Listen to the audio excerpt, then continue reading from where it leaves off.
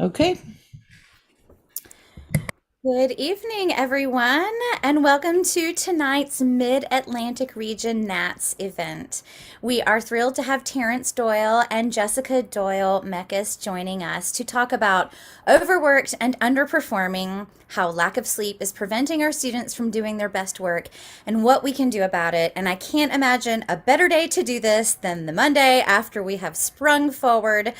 Some of us have had naps, some of us have not, but I have a feeling we might learn a bit about the value of those naps during this time. So please let me tell you a little bit about our presenters tonight. Jessica Doyle-Mekkes is a teaching instructor in the School of Theater and Dance at East Carolina University, where she teaches applied voice and intro to musical theater voice for their musical theater BFA concentration.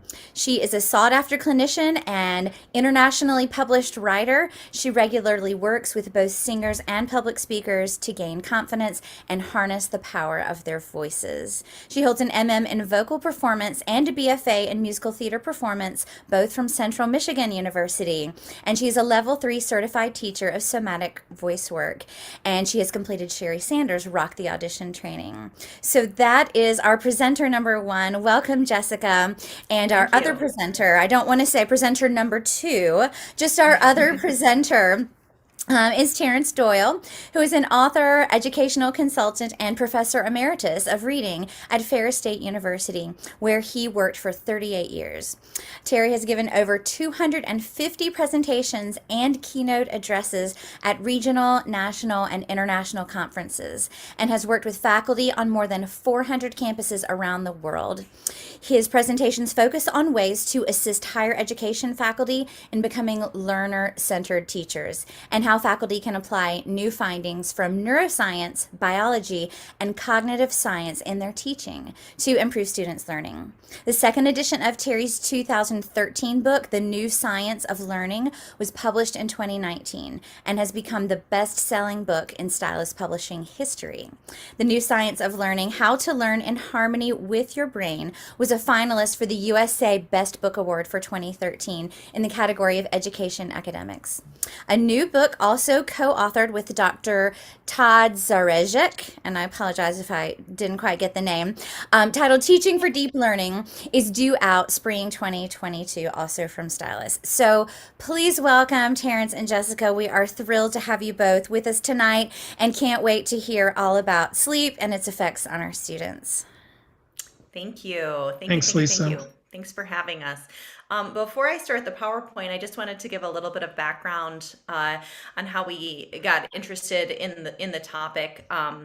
My father has been working in the field of neuroscience and sleep and learning for years, and I got interested in it when I started teaching 5 years ago at ECU, and just saw how tired the students were, and this conundrum of how do we have late night rehearsals and how do we get all of the work done that we need to have done and still minimize the effects that that lack of sleep has on our students, on their academic ability, creative ability, artistic ability, and their vocal abilities.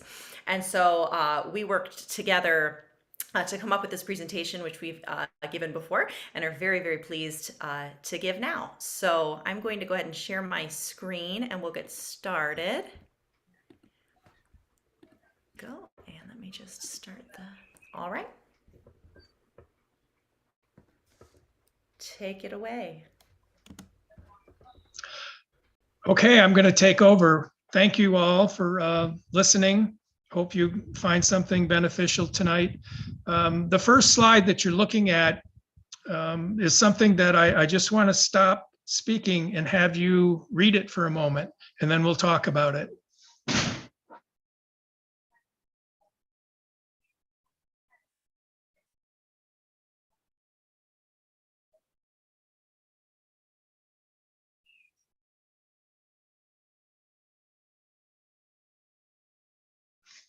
This is a quote from Matthew Walker, who's one of the leading sleep scientists in the United States, from his book, 2017 book, Why We Sleep. Next. And so what he's outlining there is really the result of one of the most researched topics that there is. He says in his book, there's over 17,000 studies that have been done about sleep. And sleep has this profound effect, positive and negative, on almost every aspect of our lives. So I'm going to ask you a question, the next slide. How many hours of sleep did you get each of the last 5 nights? Okay, so 5 or less, that's not good. 6 or less, that's not good. 7, okay. 8, very good. 9 plus, you're a good sleeper. The point is that the amount of sleep that we get, even on a daily basis, has a significant impact on our cognitive abilities. And so when you start thinking about students who are singers and who have 12, 14, 16 hours of class, they have assignments, they have studies, and then they have rehearsals, and they're only getting 5 or 6 hours of sleep, there's just no way they're going to be able to perform up to the level that they could in an optimum situation. So next slide. So what we know is that college students and every adult needs at least 7 hours of sleep. Ideally, 7.5 to 9 hours of sleep is the target. And you may think, no, I'm fine. I get 5 hours, I'm good, except you're not. Okay, unless you are one of the 0.003% of the people in the world that have a subvariant of a particular gene that allows you to be what we call a short sleeper. If you have that gene, then yeah, 4 or 5 hours a night seems to have no negative impact on you. That means that in a classroom of 200 students, you might have 1 student that has this subvariant that would be able to be a short sleeper. Everybody else is victim of what research has taught us, is that people who are continually tired are very poor at recognizing that they're continually tired. Okay, so you think you're okay, except the truth is you're not okay. If you have a teenager at home, their hormonal changes as they enter teenhood makes them basically into sleeping night owls. Stay up late, get up late. They need 9 to 10 hours of sleep a night. Okay, next. So what does the research say? It's all kind of depressing in a sense. The CDC tells us there's almost 80 million Americans that are chronically sleep deprived. The World Health Organization finally went to the extent that said, we're going to declare in the Western societies that there's literally an epidemic of sleep loss. And they estimate that there's 960 some million people who suffer from sleep apnea worldwide. So it's not a problem just in a few people, and it's not a problem in a few students. It's a problem that's pervasive. Next slide. And even worse, and I'm beginning this presentation talking about some of the real problems that result from sleep loss. We do have some real positive things to share towards the end about how sleep helps us. But we know that in estimates in Walker's book that 2 million people will fall asleep while driving this week. Think about that, 2 million people on the road. And you know what the most dangerous time to be on the road? Around 5 o'clock. Why? Not because of traffic going home. It's because the people who are sleep deprived have tried to stay awake now for 8, 9, 10 hours, and now are driving home when they're exhausted.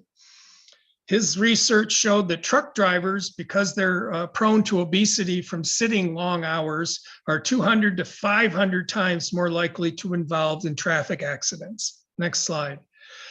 Traffic accidents are actually a greater cause of death than drug and alcohol combined. I know we have Mothers Against Drink Driving, and that's a very positive thing to have. I think we need a new organization, which is Mothers Against Sleep Deprived Driving, because it literally encompasses much more harm to the average person than the alcohol and the drugs combined. Next. So one of the things Walker says is that if you're under 40 and you can fall asleep anywhere, he says you're not a super sleeper, you're just really seriously sleep deprived. And this is what the research tells us, is that we don't recognize how much the sleep loss has been affecting us until we literally have and you probably have all experienced this, have micro sleeps, where your head just bobs and you fall asleep, and it's only for a second or two or three, except if you're going 70 miles an hour down the highway and you're not literally paying attention for 3 seconds, that can be an absolute disaster. Next page or next slide. So what do we know about college students? Unfortunately, the data on college students is pretty bad. 70 to 96% of college students get less than 8 hours of sleep each weeknight. And this is a 2021 summer study at Harvard University. Okay, over half the college students sleep less than 7 hours per night. This is a generalization to all college students. It probably is higher in music students because of the incredible demands on their time and the late night of their auditions and the amount of practice that they're required to do. We think athletes have a huge commitment of practice time. Well, musicians, singers, it's probably double what our athletes are doing in terms of the times that we ask them to perform. Next. So a study in the Journal of American College Health, they took a look at about 191 students. They found that every student reported some form of sleep disturbance on a regular basis. Okay, somebody they can't fall asleep because their mind is whirling, they're exhausted, so they can't fall asleep. And unfortunately, women reported even more disturbances than men.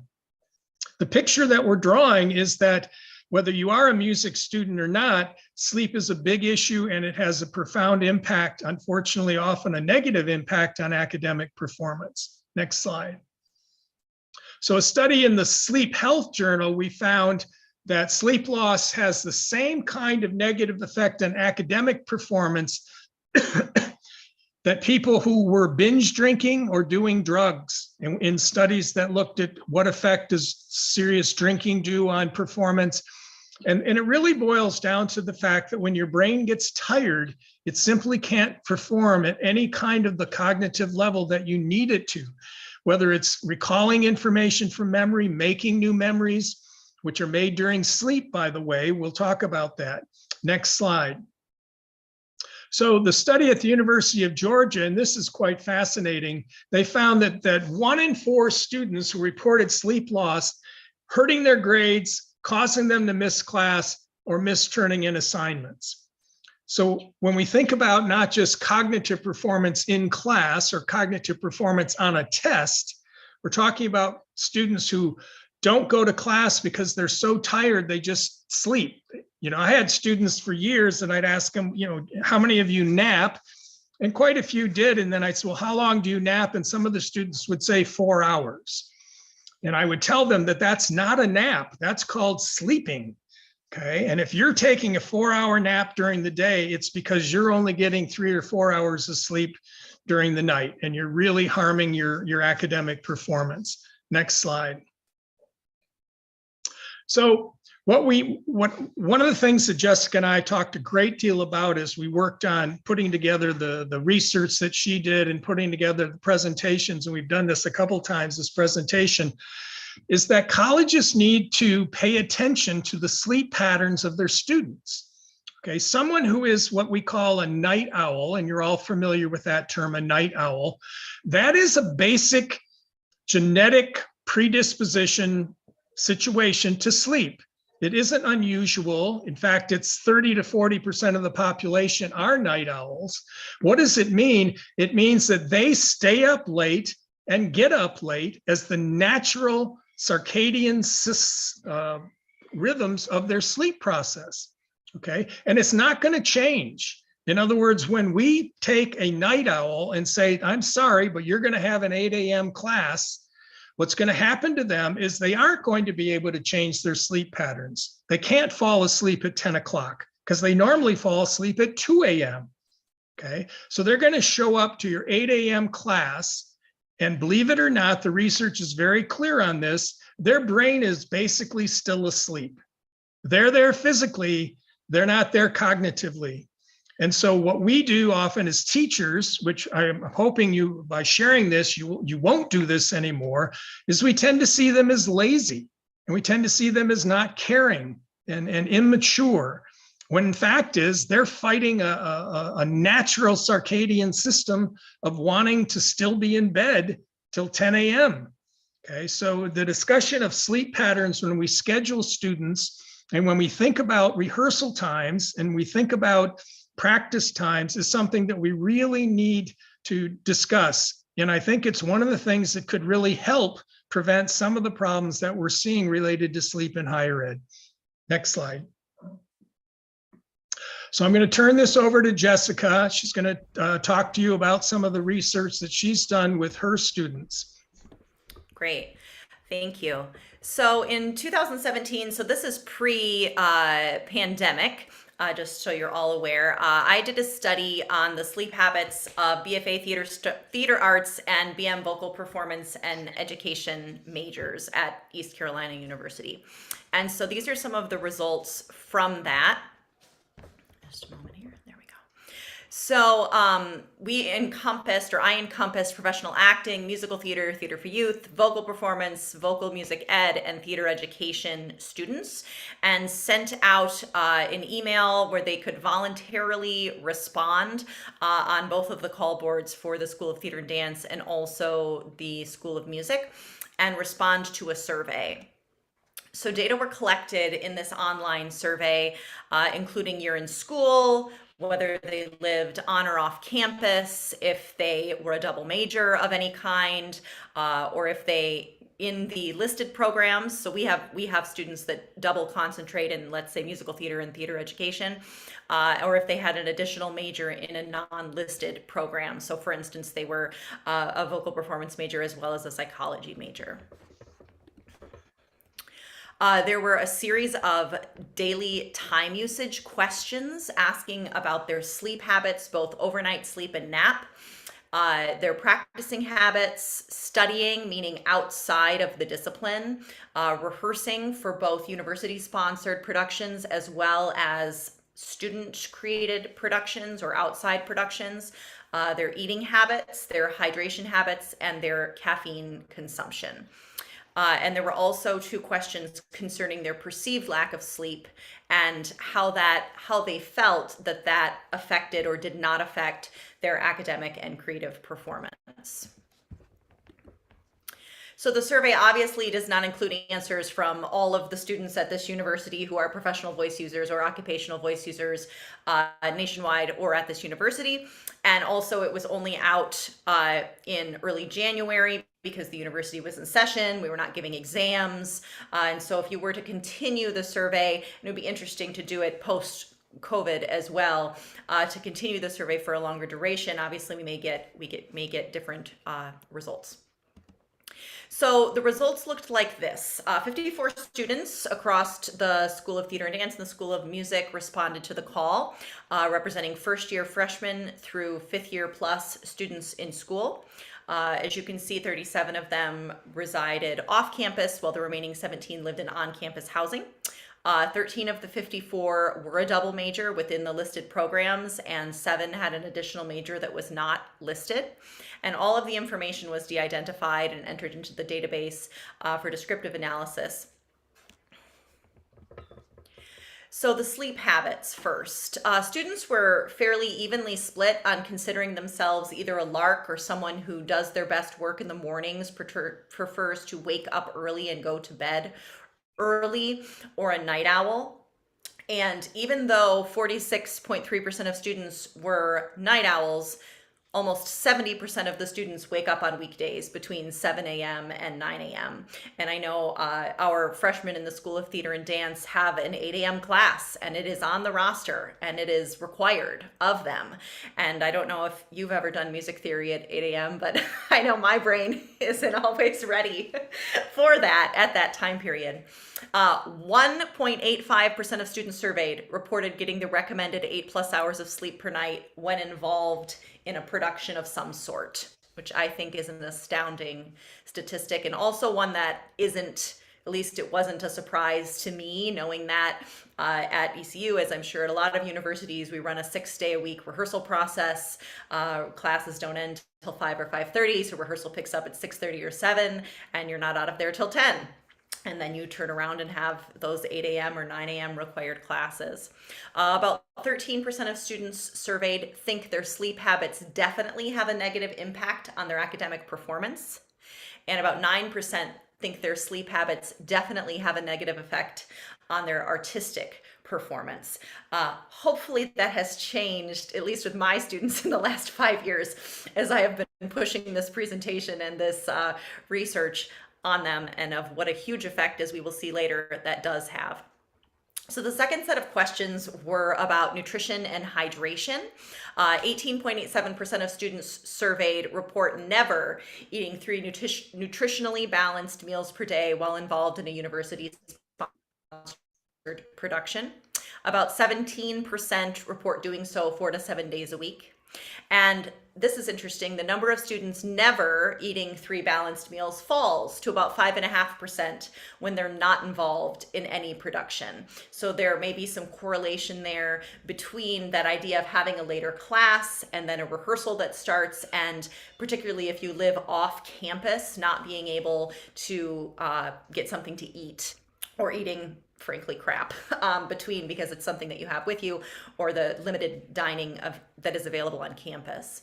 The percentage of students eating 3 balanced meals 4 to 7 days a week climbs to almost 50% when not involved in any type of a production. The next set of questions was about caffeine consumption. 18.52% of the students surveyed report using caffeine past 8 a.m. During a university-sponsored production, and this includes operas, choir concerts, musicals, straight theater shows, etc. Almost 63% who report they never use caffeine past 8 p.m. when not involved in any production. So this may mean that students are aware of how caffeine may negatively affect sleep and the voice, though many students use it anyway to choose to stay awake during those hours. So it appears that the rehearsal and performance demand of a university-sponsored production have a large impact on students' sleep, nutrition, and caffeine consumption.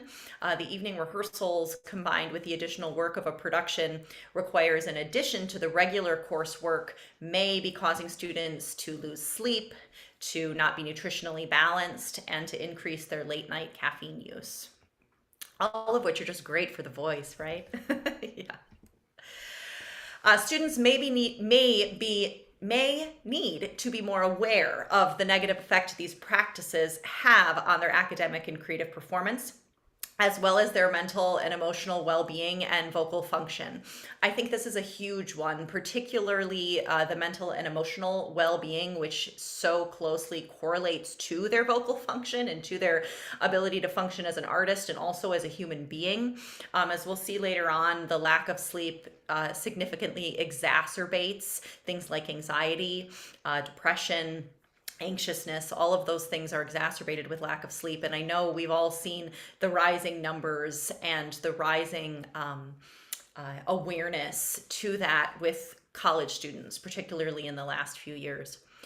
Universities working with these students may consider implementing a course or a workshop on these best practices, or incorporating that information into already scheduled classes and rehearsals to make their students more aware of how to manage their time and how to take care of themselves. These things might seem like very basic tenets of self-care. This is something that I share with my students. I say, I sound like I'm your mom, exercise and eat well and sleep and drink water. And I know this to be true for myself as well, they're the first thing that goes out the window when I get busy, right?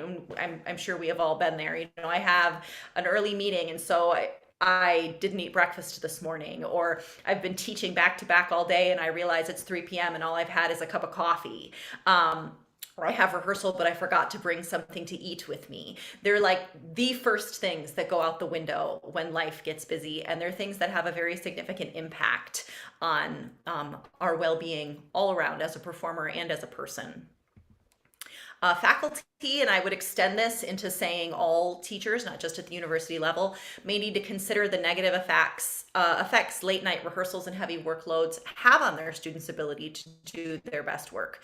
As the research literature indicated, it is highly likely that some of the academic, emotional, and vocal issues presented by students are due to lack of sleep and poor nutrition and excessive caffeine rather than poor work habits, lack of discipline, or lack of talent.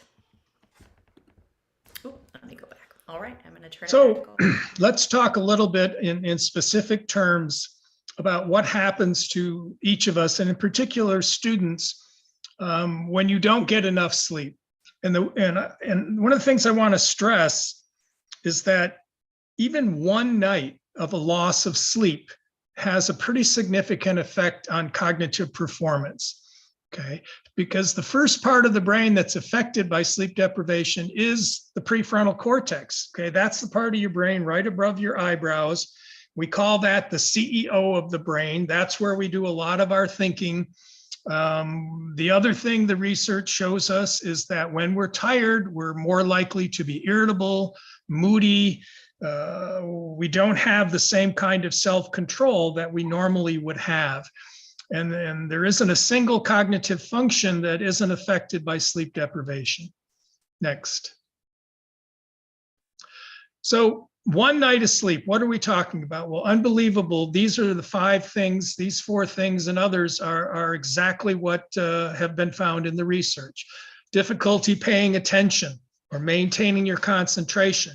Anyone who's ever taught knows that attention is about the number one most important thing in the teaching learning process. I mean, I've been working with neuroscientists and writing about this for 25 years. And the simple solution is that if you're not paying attention, you don't learn anything. At least you don't learn anything about what you're supposed to be paying attention to. Okay. Secondly is it affects our memory. It is simply not as easy to retrieve things from memory. We're not as attentive to the cues that are being asked by the teacher. We're in a testing situation, the key cues that come from the questions. We engage in poor decision-making. Earlier, we referred to students who don't turn in assignments or don't go to class. Sometimes it's because they're just so exhausted, they can't make it. But another part is that they just don't think through the decision of what's going to happen if I don't go to class, what's going to happen to my grade if I don't turn in this assignment. They just don't do it. And then they suddenly realize what a 0 amongst all their other grades is doing to their overall performance. The other thing we know is it depresses the immune system. Okay, one of the things that I used to experience as a young teacher was how often I got sick because of all the new students that were coming into my classes with their germs. Well, the less they sleep, the less able their immune systems are to protect them from the different kinds of problems. And the drawback there is if you get sick and you miss class, you fall behind, and there's a real circular effect there. Next slide. So the other parts of one night's loss of sleep is the tendency to be more impulsive. And if you're talking about first-year students who are traditional first-year students, in other words, 18 years old, 19 years old, they're already more impulsive and risk takers simply because neuroscience has taught us that the brain, especially the prefrontal cortex, doesn't fully develop till we're about 25 years old.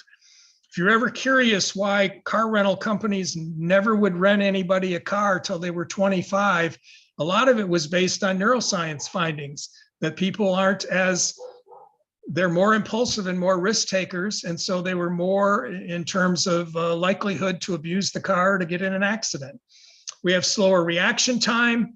Unfortunately, in teenagers, it's linked to suicidal thoughts. And we also see increases in aggression and bullying. Next slide. So one of the other things that was interesting in my research is that when you get sleep deprived, you also have a tendency to be more dehydrated. And we haven't talked about this, but dehydration is one of the leading problems that reduces cognitive performance in students. They get up, they get dressed, they run off to class, they have nothing to drink, and yet they've been asleep for 7 hours. They haven't had anything to drink since maybe an hour before that. So now it's 9 hours later, they're dehydrated. Study after study after study shows they're showing up in class dehydrated. Well, the brain actually stores water in the vacuoles in the neurons. And so it's a very intricate part of the brain's ability to function the way it's intended to function is to be hydrated. And the other thing is that dehydration brings on a greater feeling of being tired. So if nothing else, we need to tell our students, if you can't get enough rest, please drink more water. You don't have to drink gallons of water, but make sure that you're hydrating. Next slide. Okay, so sleep quality influences voice, and Jessica's going to walk you through that. Sure. So poor sleep quality equals poor perceived voice quality.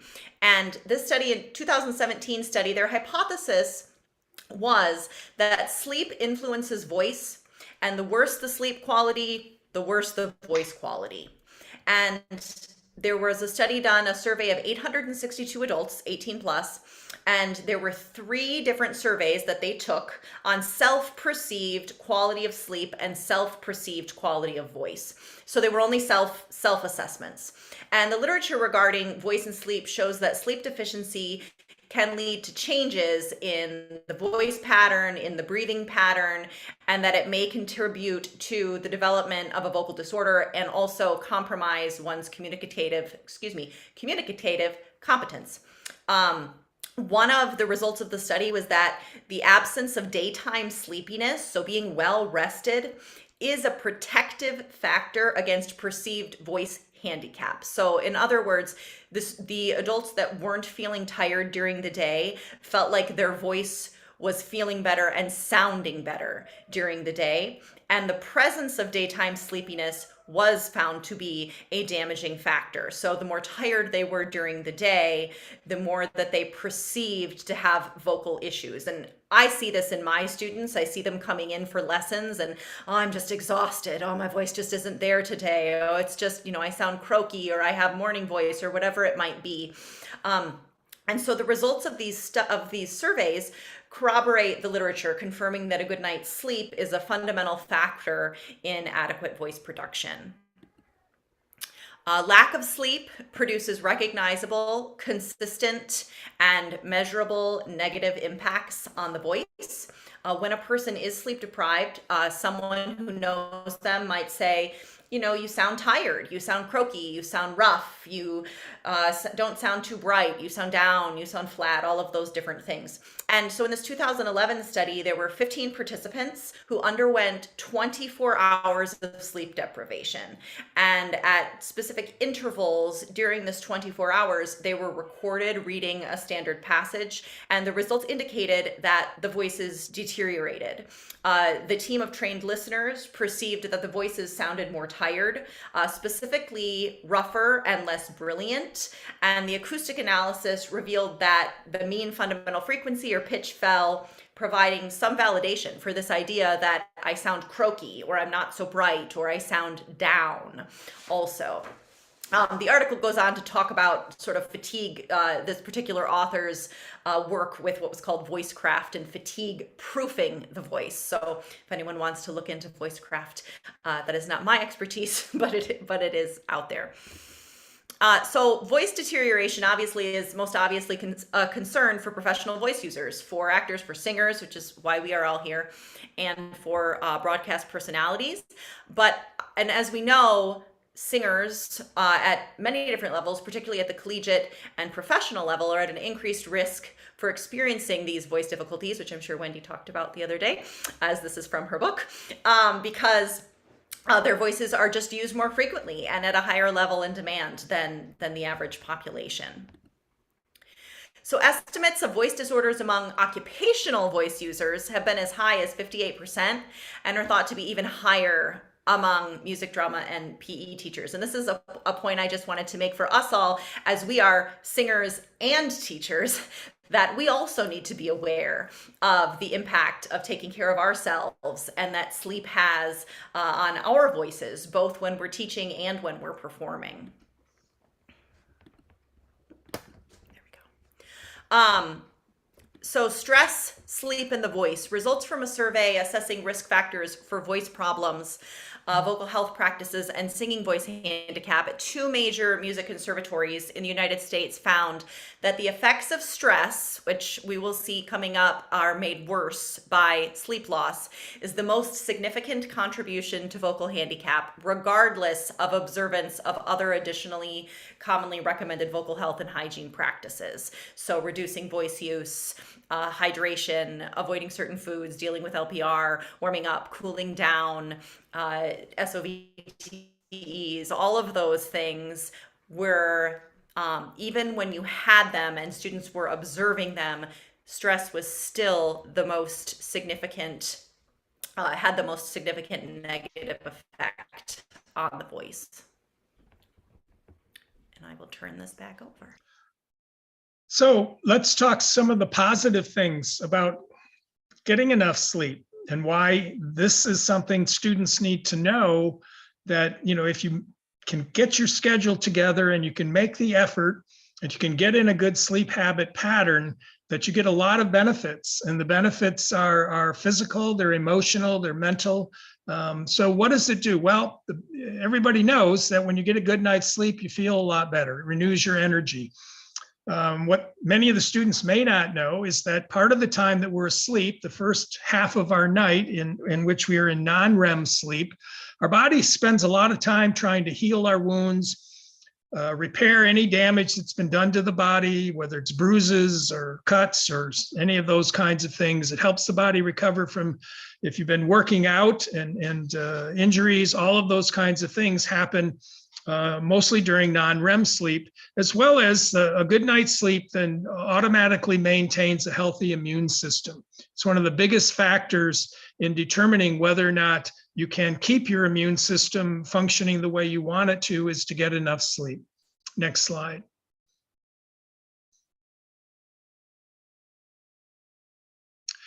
The other things we know is that, again, getting enough sleep helps with blood pressure.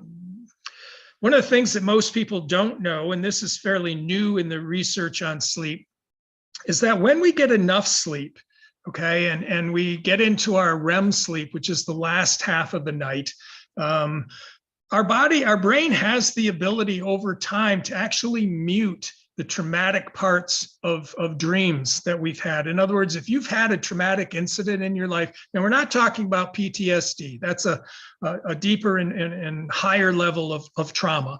But if you've experienced trauma, what often happens over time is that the brain is able to mute the emotional part, the painful part of that trauma. It isn't that you don't dream about what happened to you, it's that you don't experience the feeling of pain and discomfort that came with that. And that's something we didn't really understand until the last few years. The biggest thing that I want to stress tonight, in addition to the health issues, is we make memories during sleep. Almost all of our memories are made while we sleep. Teachers all teach to what's called the hippocampus. Okay, the hippocampus is really the site of working memory.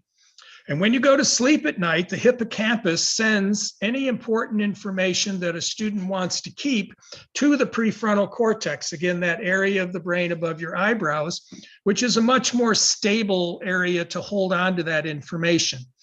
Anything that the student doesn't want to hang on to, which is probably 95% of the sensory experiences they had during the day, the brain gets rid of. And the reason it does that is that the hippocampus has to be ready to learn new things the next day. In other words, its job is to clear all of the sensory debris out of its area of the brain so that it's ready to learn fresh new things the next day. That only happens if you get a full night's sleep. You can't make your memories. There isn't enough time to process that information. So many of the things that create memories, consolidation and connecting to prior knowledge, all of this happens in the second half of the night, okay, in REM sleep. So students who are only getting 4 or 5 hours are absolutely sabotaging their own learning. There's simply not enough time for the brain to make memories. Next slide.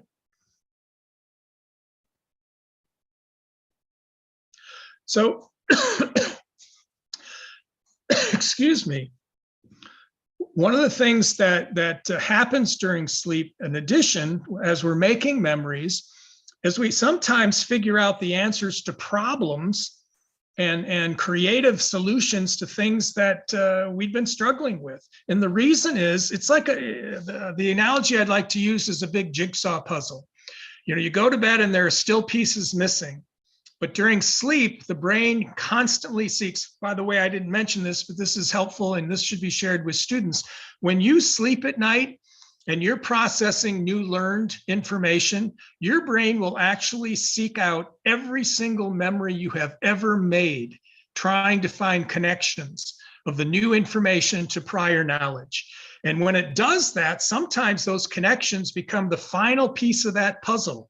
And you wake up and go, oh my goodness, I know the answer. I figured it out. I'm creative.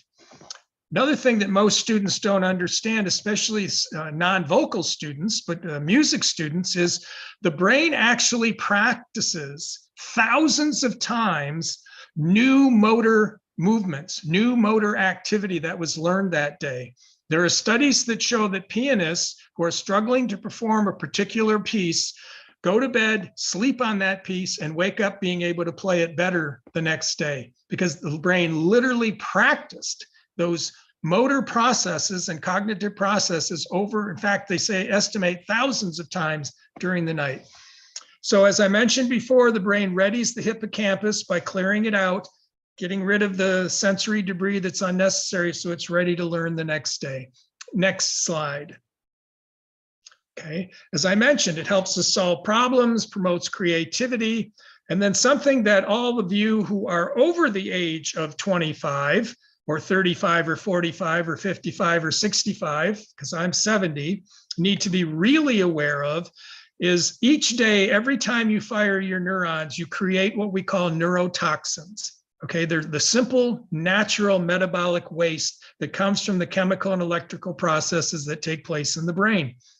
Each night when we sleep, the brain has a process in which it is able to remove this metabolic waste, okay? But that only happens if you get enough sleep, okay? The brain needs time. It flushes out, it uses cerebral spinal fluid, and it's able to flush the neurotoxins out eventually through the natural waste system in our bodies.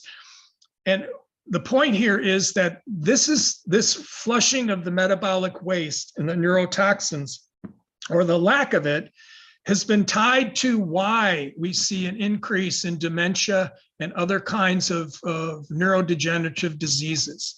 It's not a direct cause, but it's a high correlation that what may be happening is there's a buildup of these neurotoxins. And beta amyloid, one of the major players in Alzheimer's, is one of these neurotoxins. So getting enough sleep, especially when you're a little older, is just vital to let your brain take through this process. Next slide. So how do you know if you're sleep deprived? Well, you get up at 8 o'clock, you go to work, and at 10 o'clock, you wish you were back in bed. Okay. 2, you can't get through the day without caffeine in the morning, and you can't get through the day without caffeine in the afternoon. Now, the father of sleep science, who was at Stanford, who actually just passed away a short time ago, he found that after about 8 hours of sleep, the body naturally wants to take a nap. In other words, the afternoon sleepiness that almost all of us have experienced thousands and thousands of times, that we think, oh, I had too big of a lunch, or I had a cocktail at lunch, I shouldn't have done that. In almost all cases, what you're experiencing is the natural flow of the body's circadian rhythms. And so Americans just deny that. They go have a Diet Coke, they have another cup of coffee, they have a cigarette. Nicotine is one of the things that actually boosts attention and keeps you alert. Don't tell your students that, because that's the next thing they'll want to start doing, is smoking for better attention. But the point is that we lack a real great ability to really focus and understand that we're sleep deprived. We just think it's natural that we're tired. Next slide. So Jessica mentioned caffeine. Caffeine is the world's most psychoactive stimulant. Next to oil, it's the most traded commodity in the world. And here's the bottom line. The half-life of caffeine is 5 to 7 hours, which means if you have a couple cups of coffee after dinner at 6:30, that caffeine's in your system even at midnight. Okay. If you're wondering why I'm struggling to fall asleep and stay asleep, it's often likely that you are experiencing the effects of caffeine still being in your system. In fact, most sleep scientists say you shouldn't have caffeine after about 2 o'clock in the afternoon. Secondly is caffeine blocks adenosine. There are two major chemicals that play in sleep. Melatonin, which everybody knows about. Melatonin is the hormone that gets us ready to go to sleep. It's a mistake out there in the general population that they think melatonin puts you to sleep. Melatonin does not put you to sleep. Melatonin sends a signal to the brain to bring online those factors in the brain that will help you go to sleep. The major one of those is called adenosine. From the moment you wake up to the moment you go to sleep at night, adenosine builds in our brains. Okay, and so caffeine unfortunately blocks the adenosine receptors in the brain, which is the signal to go to sleep. That's why caffeine keeps you awake. So even if you're able to fall asleep, you normally don't get good rest. Next. And this is something many college students are not going to be happy to hear, but alcohol is not good for sleep. If you drink a lot of alcohol, you will fall asleep because it's a serious depressant. Okay, and then you'll wake up about 3 hours later, feel horrible, and not be able to get back to sleep. Alcohol is such a strong negative impact on learning that if you need a good night's sleep, you shouldn't drink. Okay, and alcohol also has a half-life of several hours. So, if you enjoy a cocktail, my recommendation for you is to have cocktail hour at 2 p.m. instead of 5 p.m. I think you'll get better sleep. Next. Okay, why in particular alcohol blocks REM sleep? Well, what do we know about REM sleep? Oh, isn't that when we make consolidation of memories? We solve problems, get creative insights. All of that doesn't happen because alcohol causes the metabolization of aldehydes and ketones, which actually block us from getting into REM sleep. Now, as you age, you get less REM sleep. Okay, I'm 70 years old and there's nothing I can do about the fact that I don't get as much REM sleep as my daughter Jessica does, who is only 37 years old. Are you 37? There you go, I was correct. Okay, next slide. Okay, so sleep deprivation and learning. Basic, okay? The most elemental units of the learning process, the proteins that build blocks of memories within the synapses, are stunted by sleep loss. So even at the very cellular level of our cognitive performance, we are impaired when we're sleep deprived. Next. Okay, sleep loss also impacts DNA. And again, most people have no idea what happens at the cellular level in terms of not getting enough sleep, okay? Which we know is the learning related to the genes and the brain cells of the hippocampus. Remember, we teach to the hippocampus. That's their working memory. That's where they're understanding all the new information that we're telling them every day and sharing with them and interacting with them every day. So it's a big deal. Next.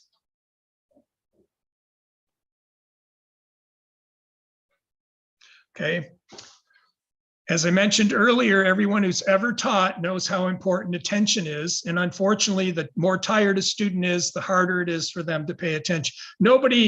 Everybody knows that. Anyone who's ever taught knows students their heads are bobbing, their heads are down on their desk, they can barely stay awake. We see it constantly in class, and it's a direct result of sleep deprivation. The problem is that the more sleep deprived they are, the less able they are to concentrate, the less able they are to attend, and unfortunately, the less able they are to process the new information and make connections with it. Next. Okay, so even moderate sleep deprivation impairs cognitive and motor performance. Okay, what does that mean? It means that even getting like 6 hours, all right? What I always talk about in my work, and I've been fortunate to talk to hundreds of campuses, around the world, is that you want a brain that's optimized for learning. right? You want a brain that's ready to learn. Well, a brain that's ready to learn has had a good night's sleep. It's been fed, it's been hydrated, and actually it's engaged in exercise. We haven't talked about that because it's not relevant tonight, but exercise is one of the most powerful ways to improve learning because of the neurochemicals that are released in the brain when we exercise. Next. Okay, so sleep and memory, we've talked about this. When you get a good night's sleep, you have time to consolidate your memories, you have time to make connections, and believe it or not, studying something that's really important, something that's difficult, or like in singing, practicing the new things you're working on 20 minutes before you go to bed, as long as you're not exhausted or have drank too much, actually makes stronger memories for that information. So if students are struggling in a class, they want to spend that last 20 minutes before they decide to go to sleep, really looking over their notes, repeating information, practicing their song, practicing their music. They find that it makes much stronger memories. We're not quite sure exactly why, but it certainly does happen. Okay, also the brain, human brain is amazing, okay? But one of the things that it does is it constantly prioritizes, okay? Which means if the student doesn't think that what you're talking to them about is important, their brain will prioritize something else, okay? So if students want to remember new things that they've learned, they have to prioritize that information. And the way they do that is to practice it. The brain takes its cue as to what to make memories for or what to get rid of from how often that information gets used. And that means reading it, writing it, thinking about it, playing with it, drawing it, singing it, performing it. All of those send a message to the brain. This is important. Keep this. If it's unimportant, as the slide says, it gets tossed. Next.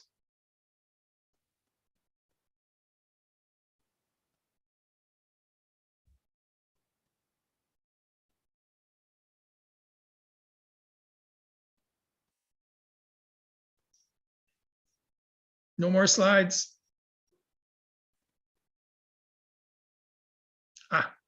Okay, so our brains, the other thing I want to share briefly, because we're getting towards the end, is that when a student is able and well slept, that's a terrible term, when they've gotten enough sleep and they can pay full attention in class and they're really taking in the information, the neural networks that fire in the brain when you're learning something new, okay, become exactly the same neural networks that are made into memories. So if you pay more attention, if you're more accurate, you're more detailed, you're more emotional as you take in new information, the brain actually makes memories that are better put together, that are stronger, that are more connected, okay? In other words, think about a memory that could be attached to an emotion. That could be 3 different emotions, and you get attached that memory in 3 different places, which cues up a lot easier to recall it.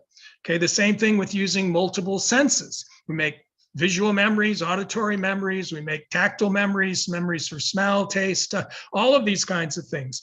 So paying attention, which means you've gotten enough sleep, is crucial to the way memories are formed. Next.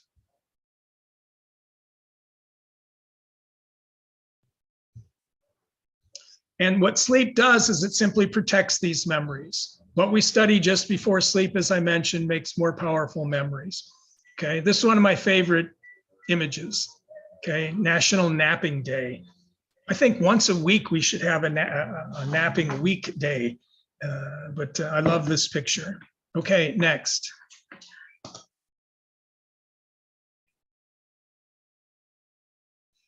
So we mentioned earlier about naps and students taking too long a nap. My friend Janie Loeb, who's a neuroscientist at the University of North Carolina, does research on naps. And her findings are that we either want to take a 20-minute nap, and the reason for that is you don't get into any kind of deep sleep.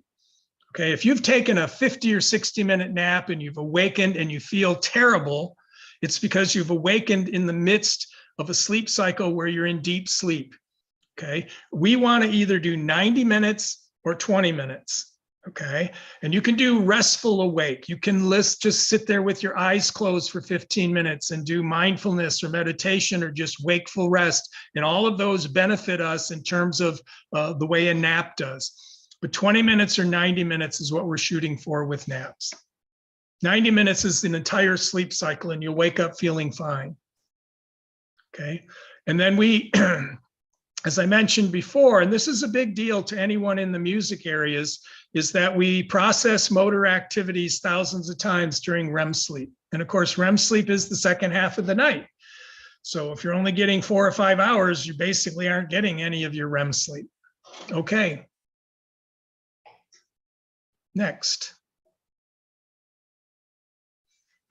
So how do we get a good night's sleep? It begins, and this is interesting because I have had the privilege of talking to neuroscientists who study sleep, and they had to make big changes in their own lives because they thought, well, I'll sleep when I'm dead. That literally is what one scientist said to me. I'll just sleep when I'm dead, until they started doing research about sleep. And then they do this. They give themselves the opportunity to get 7 to 8 hours of sleep every night. Okay. And with the exception of having a new baby or other emergencies, that's what you got to seek for. Okay. You want to, if you can't get enough sleep, the sooner you can recover, the better it is for you and your cognitive processing. So if you miss sleep for a night because you had to, trying to get a nice 8 hours the next night is a very important. The longer it goes, the more difficult it is to recover from. Next.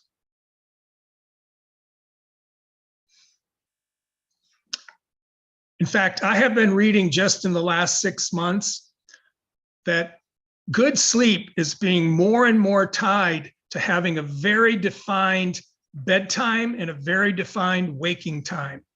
Okay, even if that's 7 hours or 8 hours or 9 hours, there seems to be a direct correlation between the quality of sleep that you get and the restfulness of that sleep when you can create a bedtime ritual where you go to bed. My bedtime is 10 o'clock. Okay, I go to bed at 10 o'clock.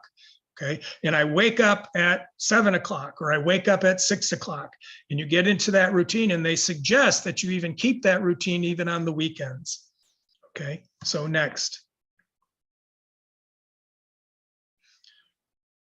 The room you sleep in should be cool and dark. Anybody who's read anything about sleep in the last 5 years knows this. 60 to 67 degrees and as dark as you can possibly get it. I just read an article today that even a slight amount of light in your room is harmful in terms of getting the kind of quality rest that you're after. Next. We've just talked about this. We don't want 60-minute naps, and we certainly don't want 4-hour naps. Okay. And if you get a 4-hour nap, what's going to happen is you'll still be awake at 3 a.m. and then you'll get into the same cycle over and over. Okay, Jessica, next. See if we can finish out here.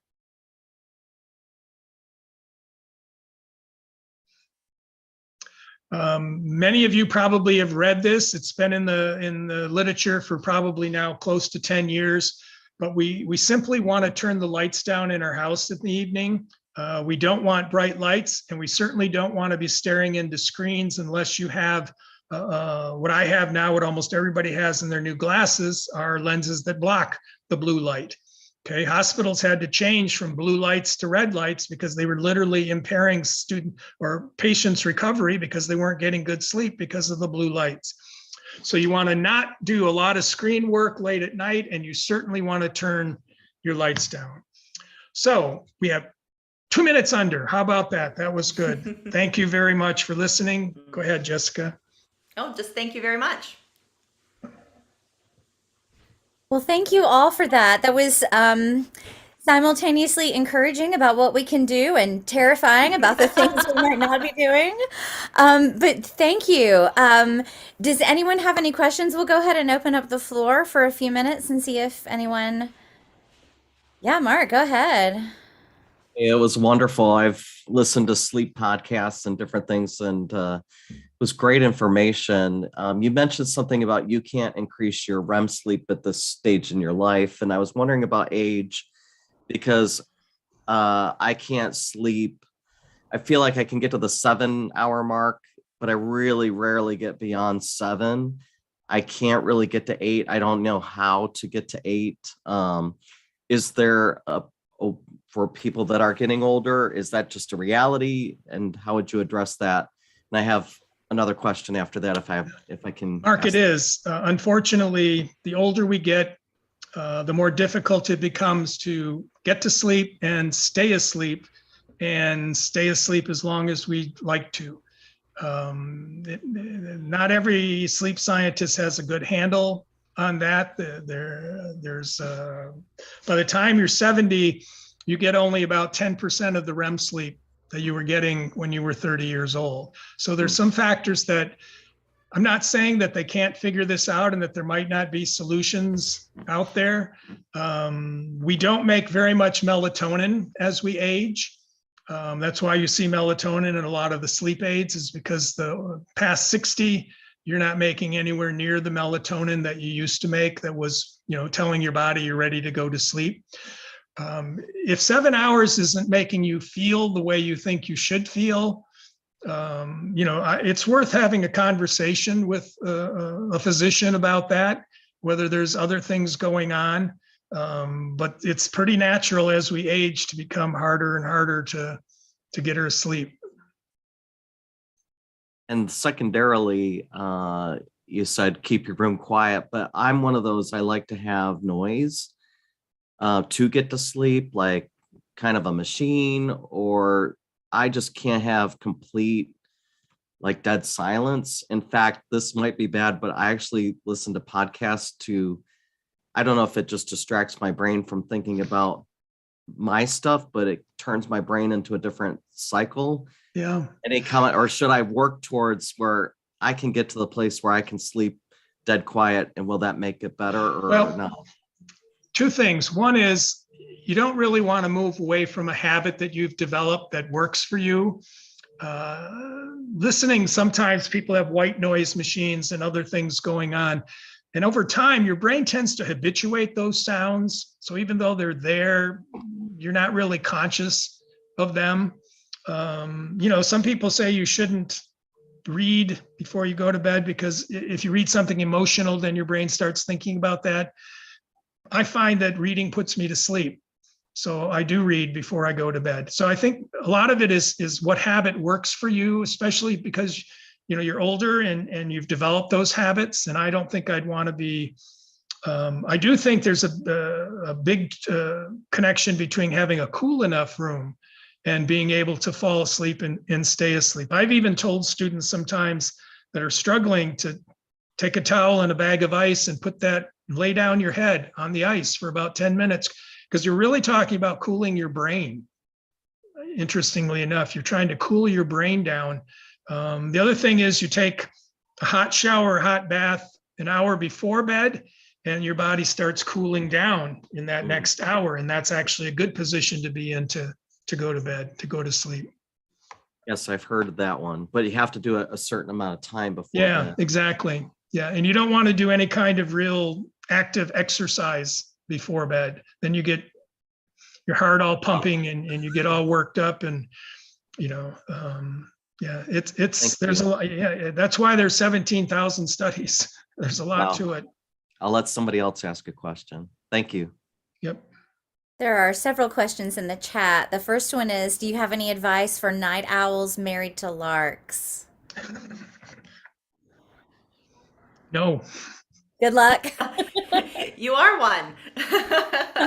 Yeah. Julie or Jessica's mom is a 6 a.m. riser, and I'm a 9 a.m. riser. But in retirement, it doesn't matter. It hasn't been an issue. And our schedules were different when we taught, so it really wasn't too big an issue. That it can be, I'm sure it can be. And it's very difficult. If you take a look at the research on people who are third shifters or even second shifters, it has unfortunately a real negative impact health-wise and relationship-wise. They don't see each other, and they're trying to sleep during the day. And ultimately, our rhythms don't change. Even though we're a third shifter and we have been for decades, the body never really cooperates in terms of fully embracing circadian rhythms that are, you tend to sleep the same way in families too. Children tend to get from their parents and their grandparents certain circadian rhythms. So that's a tough one. The next one in the chat said, Anne said she can't get to sleep when she's cold. So maybe it's only the head that needs to be cold. Yeah. And they also say for some people, wearing socks actually is a real good idea in terms of falling asleep, because some people are so cold that it's the cold is keeping them awake. And I've read many studies about simple things like putting socks on and sleeping with your socks on. Now, I'm the opposite. I'm very warm, and I have to cool down in order to sleep. That's, I don't want to put socks on because it even makes me warmer in that particular situation. And the last one I see in the chat is, are there resources geared toward directors, especially working with students, to help them understand the detriment of late school night rehearsals? Yeah, I'll let Jessica answer that. Well, I can think of one really wonderful resource, which is The New Science of Learning, which happens to be his book. I use it, actually. I teach an intro to musical theater voice class. It's a year-long class with the entire cohort of freshmen, and I use the book in my class, particularly for that reason. The book itself is geared towards students, so it's a very easy read, but it goes over basically how to optimize the brain for learning, how the brain takes in new information, and how we can best do that. And I channel all of that into not only their academics, but more so when they're freshmen and they're coming in and they have all of this rep to learn on top of perhaps they're in a production of some sort, and it becomes about time management and mom's not there to help them. I use that a lot. I also use Noah Kageyama's practice hacks, if you're familiar with the Bulletproof Musician and that blog. We can link the book in the chat for everyone. But he has some wonderful information there also having to do with neuroscience and specifically with musicians and how to make the most of your practice time. And I believe at the Bulletproof Musician there is a PDF of his practice hacks as well. Those are really great. That echoed my question as well. What do you say to your students? But I'm definitely going to be referencing the book. I wondered maybe we share that book with those directors if we aren't the directors and we are concerned with the well-being of our students, how to get those other people scheduling those late night rehearsals to listen to us. It is a discussion. I gave this presentation at work last year, and it was eye-opening, and that is the conundrum. And I know my dad has talked to medical schools. He's worked with the Air Force on military training and things. And it's like there are certain things that have to get done, and there are only so many hours in the day. And so it is a give and take between how do we mount productions, how do we, prioritize the things that we have to do that frankly bring in the funds that keep our programs afloat, but also serve the needs of our students. One of the things that I've discussed at length with my faculty is the idea of only allowing students to be in one main stage per semester. And so you're not getting students who are back to back because we had it. I mean, we only had like 2 tenors, and it's like, show me a contemporary musical that features baritones and I would love to cast some, but it was hard. And so we had a couple of gentlemen who were being cast back to back to back, and they were exhausted by the end of the semester. And so I think one of the things is choosing a season as much as you can that is going to allow students to be cast more frequently, more students to be cast, and also making sure that I think there is, and I'm sure you would all see this as well, particularly in the arts, there's this idea of you have to say yes. That when you are given an opportunity, if you say no, you're blacklisted, or if you say no, that director isn't going to want to work with you again.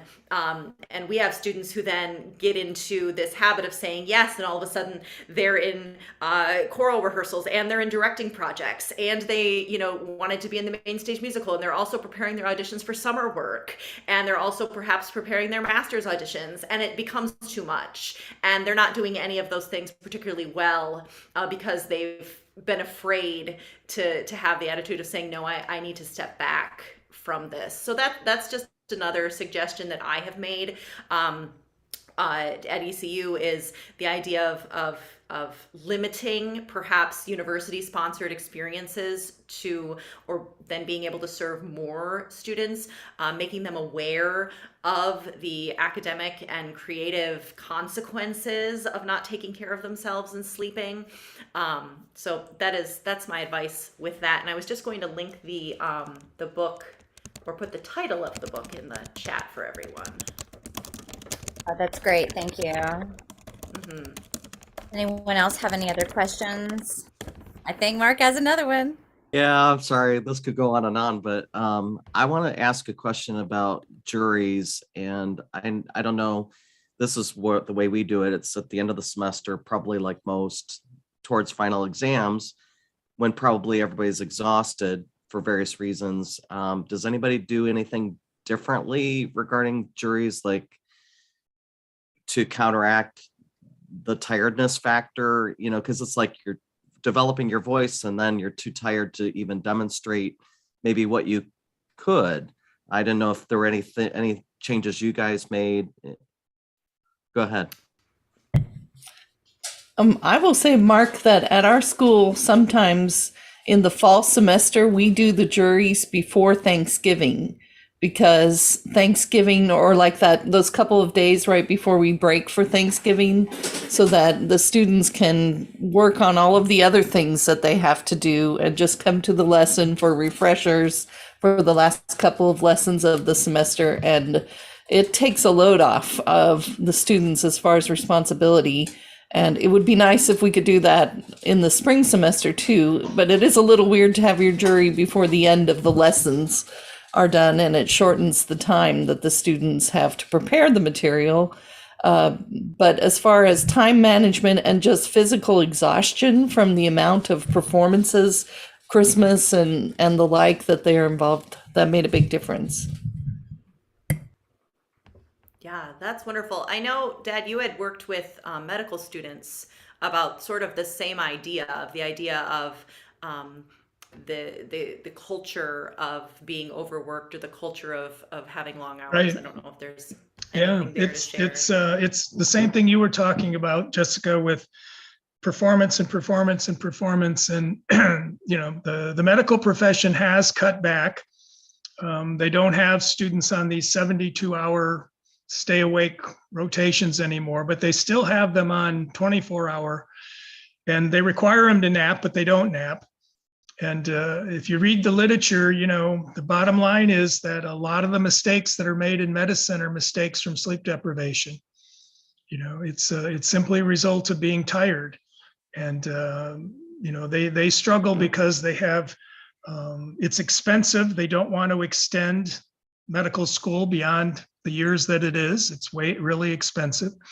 I've often suggested that pharmacy schools and optometry schools, medical schools should all follow law schools in terms of their how they finally test out their students. Law schools teach you for 3 years how to think like an attorney and write like an attorney, and they give you 6 months to study for the bar. Medical schools don't do that. Pharm doesn't do it. Optometry doesn't do it. And then they complain that the students are always trying to tell them, well, is this going to be on the test? Is this going to be on the test? Is this going to be on the test? Instead of learning to think like a pharmacist and function like a pharmacist, they just want to pass the pharm boards. And so I think there are models out there that solve a little bit of these problems. Sometimes if you do all the lessons, and then they have a break, if you build that into their system and then say, okay, now you're jury, you've had 3 days off, just relax, get some sleep, now come in and do your best. instead of bang, bang, bang. I mean, it's a tough situation. As you mentioned earlier, the Navy SEALs are literally conditioned to stay awake for long periods of time. And physically, they seem to be able, the research says they seem to be able to function pretty well, but their thought process, their decision making suffers. There's nothing they can do about it. You can't retrain, you can't make the brain not tired. So, well, thank you all for listening. It's been great. Do we have time for one more, or are we out? Go ahead. Yes. I've had a terrible year with students failing, and a lot of them, like I teach at a private university that's very expensive, and the parents don't like them to be a music major, so they have them double major. And then they're in, 22 hours of classes, and they can't sing, they can't function, they can't pass classes. They're also working outside jobs, and they don't realize they're just throwing money away constantly. I'm going to be becoming an advisor, and we have a class that works with the freshmen, same thing. So I'll be doing that for the first time in the fall. But how do any of you deal with schools that they have to work, they take overloads? How do you get them to see that they are not getting their money's worth if they're not learning? Well, there isn't any easy answer to that. I mean, the first thing is what I suggested tonight is at least they could be scheduled according to their sleep patterns. Night owls don't get class until 10 a.m. or 11 a.m. Larks get classes at 8 and 9 a.m. because they're up and they're ready to go. There isn't any solution to parents who want their kids to overperform that I know of. The best thing is you have to talk to the students over and over and over and over. The last 5 years that I taught, I asked my students every day, how many hours of sleep did you get? Took 30 seconds of my class time. I just went around and just pointed, how many? And they would just say a number, and sometimes it'd be 3, 5, 6, 7. Once it was 17. So somebody was doing some catch-up sleep there, I didn't let up. I didn't just talk to them once about this. I kept reminding them how powerful the relationship is between their sleep cycles and their exercise and their hydration and their food is to how the brain works. And that's about all we can do. I think it has to be a message from faculty over and over and over. And in smaller departments like music departments, there's probably an opportunity to ingrain it in the faculty, that in every class they keep working with the students to recognize, I've written almost an entire book that has to do just with these 4 things of exercise, diet, hydration, and sleep in terms of how it impacts learning. And so I think that's the best advice is you can't just say it once, and you need to remind them. And the end is they're going to do what they're going to do, and that's why, the national 4-year public institutions 6-year graduation rate is 62%. Okay. So, and that hasn't changed in 15 years. So we are, as institutions, we tend to accept what's going on, and we struggle to make any significant changes. And as a result, 38% of our freshmen never walk across, or at least don't walk across in 6 years. And those who make it, thank goodness they do, because last time I read, we have 10 million open jobs in this country and only about 7 million people looking for work. So I know that's not true in Broadway, but I think the other thing is too that the brain and students, I think success, things that are good for us are things that the brain wants to hold on to. So in addition to repetition, this idea of instilling in them the importance of sleep and hydration from an artistic standpoint, from the idea of being able to sing your best at the audition, being able to, think the most creatively, being able to showcase to a director all of your talents, being able to deal with anxiety and performance anxiety. I try to really relate it to my students in that way, because those are all of those touchstone things that are so important to them, particularly as freshmen. They want to get on stage. They want to prove themselves. They want to sing in studio and show what they can do. And so when you relate it to those things that have such an emotional attachment for them, it tends to stick better as well. Yeah, there is no badge for being busy. We shouldn't. In fact, one of the most powerful things was the number of sleep scientists who say, I get 7 or 8 hours of sleep every night. I have to. I can't function. I'm not going to kill myself. The cancer rates in third shifters are like double what they are in the normal population. And they entirely think it's because of sleep deprivation and problems getting the sleep that they need. So there's some serious issues, tied to this. And I think you're right. Just keep reminding the students and work with your departments the extent that you can. My main advice always is follow where the research leads you. That if we're professionals, and we are, then we need to follow the research. And even if it makes us unhappy. Wow, you all, this was fascinating. Thank you so much for sharing your expertise on this. I know that we are going to spread this far and wide. We are going to justify that 9 a.m. alarm clock a lot easier from now on, those of us who are night owls, and ending that rehearsal at 9 instead of 10 when we can too. So this was really wonderful. Thank you all so much. Thanks everybody for Yes, listening. thank you for having us. Well, bye now. All right.